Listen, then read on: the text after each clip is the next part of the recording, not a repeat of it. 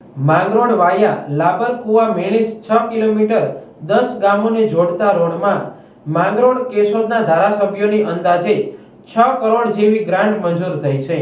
આ કામ શરૂ થયે 1 વર્ષ કરતાં વધુ સમય થયો હોય હજુ સુધી પૂર્ણ થયો ન હોવાથી મીડિયાના અહેવાલ અને લોકોની રજૂઆતને પગલે ધારાસભ્ય ભગવાનજીભાઈ કરગઠિયા અને દેવાભાઈ માલમ સ્થળ પર દોડી આવ્યા હતા।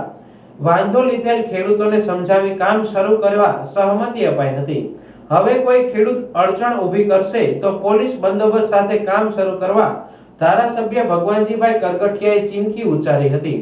આઝાદી બાદ પ્રથમ વખત આ રોડ નોન પ્લાન મંજૂર થયેલ હોય અને 10 ગામોને તાલુકા મથક સાથે જોડતો રોડ હોય તેથી લોકોને 10-12 કિલોમીટર ફરવાને બદલે 5-6 કિલોમીટરમાં જ મથકે પહોંચી શકાય જેથી લોકોનો સમય અને પૈસાનો બચાવ થઈ શકે।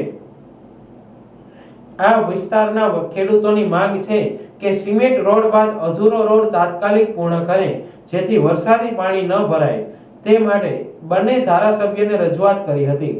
આ રોડનું કામ વહેલી તકે શરૂ કરવા બદલ સ્થાનિક લોકોએ બંને ધારાસભ્યોનો આભાર માન્યો હતો। આ પ્રસંગે ખેડૂત આગેવાનો અને સ્થાનિક ખેડૂતો હાજર રહ્યા હતા। આજ રોજ